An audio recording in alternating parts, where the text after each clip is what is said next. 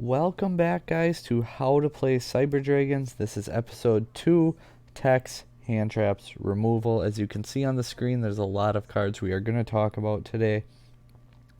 If you want the combo library, make sure you smash that subscribe button. We really do appreciate it.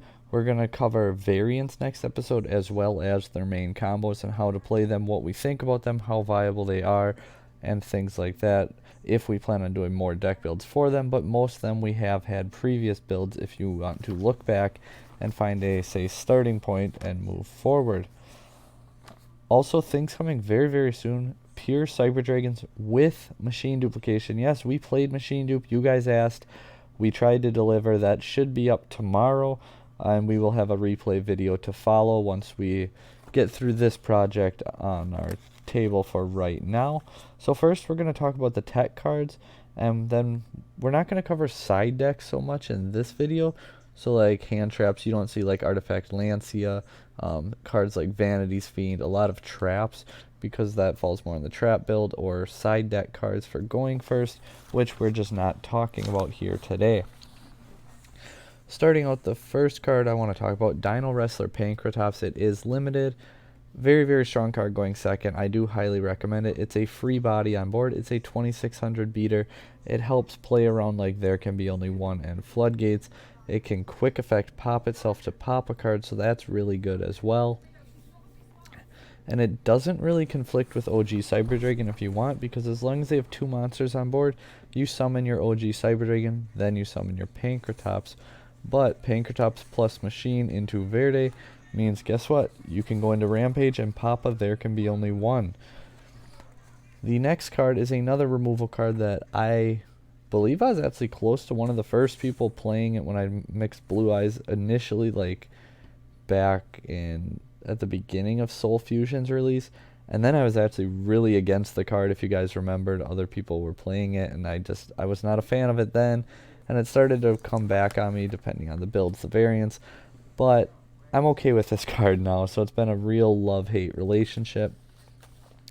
Being able to banish 3 light monsters and special summon a monster from your graveyard, like Reborn, whatever you want. Or if going, depending on the variant, like Danger Cyber Dragon, if you guys saw that video, you can banish 3 darks and rip a card from your opponent's hand, shuffle it back into the deck, or both light and darks, because even in pure you have enough with your Mega Fleet, your Fortress, stuff like that. You can destroy 2 cards on the field. All 3 of them are really good effects, and even if you don't want to use the effects, it's a level 8 with 3000 attack, and there's nothing wrong with that. Parallel Exceed now. So obviously this would be more or less for rank 4 plays. You could just use it for link climbing or access code talk or OTK, stuff like that, kind of similar to Salamangreat. But if we're playing Parallel Exceed, obviously Abyss Dweller is very, very strong right now, this format. You can also do a Redoer, so then you make a Lambda before you use his effect, and then you banish himself. And then since you banish the Psychic monster, Lambda will then search out your Gamma. So we also see Lambda down here. We'll talk about a little more.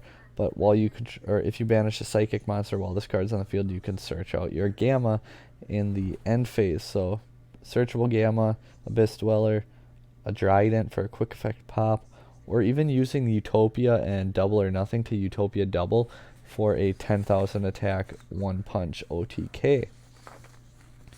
Super Poly, a card that right now I'm not super big on it, but once the Megatons come around and we get Dragoon, if everyone starts running it, Verde's a dark, Dragoon's a dark. So 2 darks equals Starving Venom Dragon, so I do think Super Poly will be a rather good choice come later August, and definitely should be on your mind. If you don't have a playset, go ahead and get one. I don't expect them to go up too much because there's so many printings now. But another card that is limited, Mind Control. Targeting 1 monster your opponent controls, take control of it. It can attack or be tributed, but you can say link it off, synchro it off, stuff like that, XZs.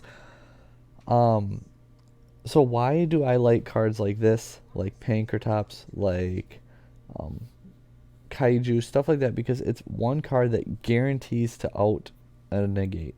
If they don't negate it, they lose their card. So it's a guaranteed 1-for-1 trade-off and allows you to break through their board. Dark Ruler no more now, negating the effects of all face-up monsters they currently control until the end of the turn. I don't care that they don't take damage. I don't care about OTKing, despite the fact that we try to and we like to. I'd rather win the game than OTK. If trying to OTK is going to cost me the game, which it will a lot of the time, not all of the time, and you lose, then it kind of doesn't matter. Why wouldn't you want to just take apart their board, get control, and win the following turn? So Dark Ruler no more is a very good card. You could argue it goes more in the side deck, but we're going to keep it here because getting late. But so as long as there's decks like Adamantipator and Rockets that are pretty prevalent in the format, I do think it warrants itself a spot in the main deck. Even Synchro Eldritch, because you can get rid of their Herald and the Savage at least, so it's definitely worth consideration in the main deck. Instant Fusion. So whether you use Instant Fusion as Thousand Eyes Restrict, you can get a non-destruction removal and then link it off, or possibly another one. So that's 2 out of 1 card. It's also one of those cards that requires you to negate it, or you lose a negate. So it's a 1-for-1 trade-off that we kind of talked on a little bit before. Otherwise, going first for combo decks, you can obviously make your Millennium Eyes Restrict and get that hand trap protection. Cyber Dragons can also use Panzer Dragon for, Nova, level 5 machine, free summon. Now we have our Neos Fusion. So some people I've seen tech this in with success, might I add. And I definitely don't see anything wrong with it, especially while we wait on Dragoon. Dragoon is 100% better, but you play the Neos Rainbow Dragon and Neos Fusion to go into your Rainbow Neos, who has 4,500 attack, and then once per turn you can activate one of these effects. Send a monster you control to the graveyard, shuffle all monsters your opponent controls into deck. Kinda good, especially if they already burnt through all their negates and you just pop out a Rampage. Send one spell or trap you to the graveyard, shuffle all spell and traps they control to the deck. Again, pretty good. Send one card from the top of your deck to the graveyard, shuffle all cards in your opponent's graveyard into the deck. In a format where so much happens in the graveyard, especially like Eldritch, so you Lightning Storm their graveyard, and then you shuffle it all back into the deck, they can't float anything, so that's kind of good. Now we're going to talk about some pretty good removal cards and how they work with the deck, what we recommend here. Control decks, to me, are kind of the bane of the deck's existence. Combo decks, there's really not a combo deck that scares me. Obviously, if Adamantipator goes off uninterrupted, you're probably not going to win that game. If a deck just does whatever, you're probably not going to win, but we can main enough hand traps that I found combo decks to usually not be a huge issue. It's more the control decks, or Synchro Eldritch's case, I'm going to combo you until you hand trap me twice, and then I'm going to control you. But so we see Twin Twisters, discarding a card, target up to 2 spells, pop them. So this is nice because you can pop your own overflow, you can fill up the graveyard for your repair plant, you can trigger your hers to plus, and you can take care of multiple threats. Cosmic Cyclone, just paying 1,000 life points, target a spell or trap on the field, and you banish it. This is really nice with Eldritch being everywhere because you're banishing it so they cannot float their cards. Mystical Space Typhoon, just like Twin Twisters, it is a 1-for-1 trade-off. It's a +0. Twisters has the potential to net you 1 extra card, but at the same time, that's not always going to happen. Mystical Space Typhoon, you can absolutely use to chain and pop your overflow and then chain your overflow and blow up their field, or do that kind of fun stuff, but I'm not a huge fan just because it's targeting 1 spell or trap. Usually when we side in back row removal, we need to take care of more than one problem, and if we are taking care of them, I would rather banish them. Lightning Storm, so if you control no face-up cards, basically a card you want to open going second or in the grind game if you're not necessarily in the best position, which can work out really nice because you can Lightning Storm them as long as they have a monster, banish core from the graveyard, bring back your Naxter, bring back your Rampage, your Infinity, whatever you need to win that game. So it's not necessarily dead late game. but destroy all the attack position monsters your opponent controls or all spell and traps they control. Pretty big blowout. I do recommend it if you can afford it. I will say I do prefer evenly matched though, but then probably lightning and then twin twisters, cosmic, and then MST. Heavy storm dusters is more or less for the trap build or for going first. Targeting two speller traps on the field, destroy them. Can't conduct your battle phase, use it during their turn, you don't worry about that. Basically twin twisters, but instead of discarding, it has to be set for a turn. So I have evenly matched then as a removal card, because if you open it, it really doesn't do anything to stop your opponent from doing their combo, from doing their plays. It's a card that you're going to use on your turn or after their battle phase to remove their board, and just banishing everything face down is very, very strong. If you're not maining it, you should be siding it, but evenly matched should see its way into most of your guys' lists. Again, OTKing, don't worry about it. Evenly matched, Dark Ruler no more. Not OTKing is worth the payoff that you get from those types of cards. Which brings us to last but certainly not least, the hand traps. Now these are going to change all of the time, and we're just going to briefly cover some cards you can hit with them. We will try to get to you guys a combating the meta tech type deal, and we're also going to, episode 4, talk about specific meta matchups where we will go more in depth with hand traps and what have you. So first off, Ash Blossom, it's so generic, it hits every deck. Some decks, a lot of decks you could argue, it doesn't really make a huge impact, but it's never dead. You can use it versus every deck for the most part. It's usually enough to stop Synchro combo, but if you open another hand trap, I recommend using the other hand trap and save the Ash for the Sanguine. Tip on Ash for the day. Save it for Sanguine. Ghost Ogre and Snow Rabbit. With Numeron coming out, this card definitely should get strong consideration from you guys because it can stop the field spell, stop their play. Additionally, you hit Halqifibrax, and now they can't do Link Cross combo, and it's going to also make it harder to just even get to an Aurora. A card no one really wants to talk about because we need our extra deck space, but we really don't need that much. You can easily fit 3 to 5 Reaper targets in Cyber Dragons, and I do think it's worth strong consideration, especially once Dragoon comes, because if you're playing it already, that's a Reaper target that you don't even need to play because it's already in your deck. Otherwise, you can run things like a Zexal, a Halqifibrax, things like that. Nibiru, obviously blowout versus a lot of decks. I personally would probably side it at the moment. I've been testing a lot more with it out in the main, without it in the main, because Synchro combo pretty much every hand trap hits, so Nibiru is just not necessarily necessary.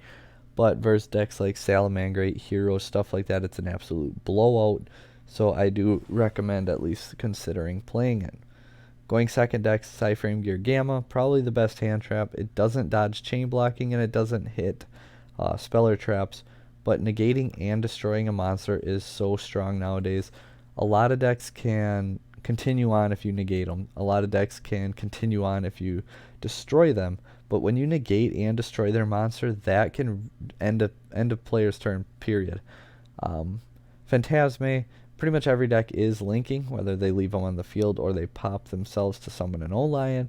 They do link at some point, so Phantasm, I see the allure of wanting to play it, but personally, I want a hand trap that I open to do something right away, not to draw me into potentially doing something. Although it can unbrick your hand, it can unclog your hand, it can set you up to OTK, it can give you an extra card. All good reasons to consider it. Effect Veiler can be used really easily to summon off of Halqifibrax, go into Selene, go into Access Code. Imperm, but not quite as good, because it can't use it as on your turn, meaning it's a dead 6 draw, or 6 card first draw, however you want to say it, draw for turn. But it's another effect, negation. It's not a bad card whatsoever, and absolutely can be played as a budget alternative. Another budget-friendly hand trap, DD Crow. Well, hit Eldritch the Golden Lord, that's pretty good. I hear hitting Jet Synchron's pretty good. So DD Crow's kind of good. Salamangreat, you can hit cards, it's pretty good. Just all kinds of stuff. If you open it, and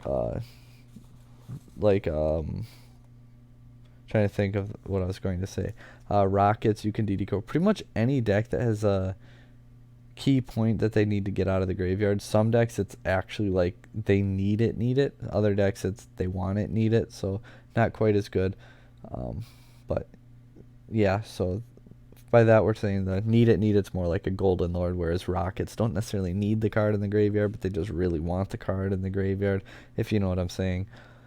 Ghost Mourner and Moonlit Chill I think is absolutely overlooked a ton. When I was playing this in the Synchro build and playing it in other decks, the burn damage comes up so much, guys. One tournament I won because the burn damage. I top decked into Ghost Mourner while I forgot what it even was. I had something on the board, but if he stopped comboing, I would win, and if he continued comboing, I would win because I Ghost Mourner to Talco Fibrax, and if it left the field, I win. If it doesn't leave the field, I win. If I opened Effect Veiler and just negated it, he would have won. But since he would take that burn damage, it won me the game. So I do say Ghost Mourner should at least be tested out by money and possibly put into the main deck. Infinite Impermanence, another monster negate, dodges chain blocking. Pretty good. Set it, negate a column. Plus it's got infinity on the art, so it's got to be really good. Red Reboot, I think if Konami's not going to hit decks, because I understand as a business they physically cannot hit decks, because as an investor, you're not going to keep investing in sealed product if they're going to start banning cards before they're even allowed to be used, because you can't trustingly buy this and invest into it if it's going to get banned and lose its value before you can even play it.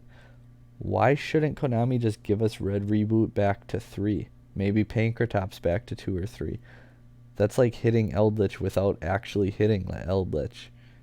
Would it do anything? I don't know. Would it change anything? I don't know. It'd make me feel better. So, I mean, there's that. So, really good card versus those back row heavy decks. Other things we didn't really talk about. Verde was for the Neos play. That's why he is down here. Otherwise, we do have some extra deck cards to talk about. These are more with the text. Makaba for when you get Nibiru'd, when you get Solemned on your Nova, because yes, Solemn triggers it. We talked about that episode 1. If you didn't see it, go check it out, guys. Otherwise, with Dragma getting to a Makaba, send from your extra deck. Well, I send Nova effect, get Makaba. Now I'm going to negate something. Kind of a good effect. If you're playing Gamma, Lambda's kind of hand in hand with it, and then if you so choose, you can go for Omega to banish a card from their hand, or Tenyi to help push for game and banish a card when it uses its effect. People may say Borload Savage Dragon. Yeah, kind of, but I mean, a lot of the time we don't have a link in the graveyard come that point in the combo. So unless you're going to just extend further and then wait to go into your Savage, risking other hand traps, stuff like that, Savage isn't necessarily the best option here.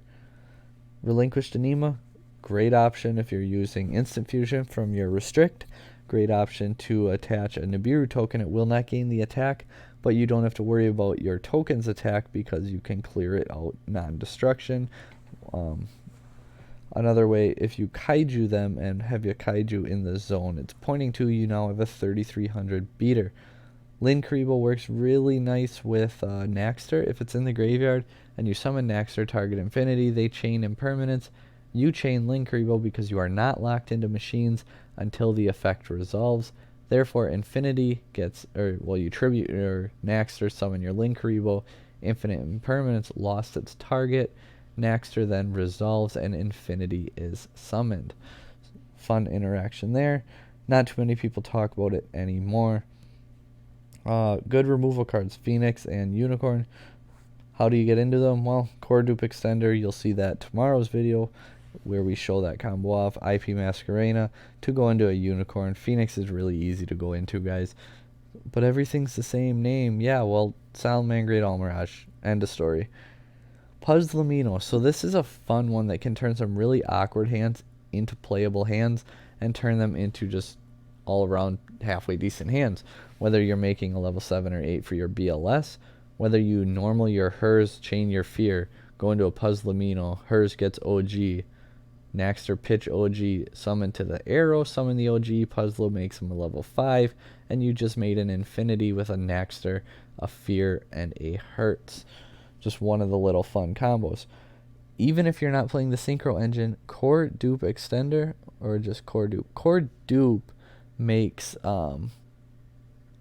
Mecha Phantom Beast Aurora and Infinity, because you search out Rev System, go into a Seeger, Rev System 1 back, go into a Nova, Revive 1, Seeger, and the revived one into Aurora. Aurora means you get a Borreload Savage Dragon.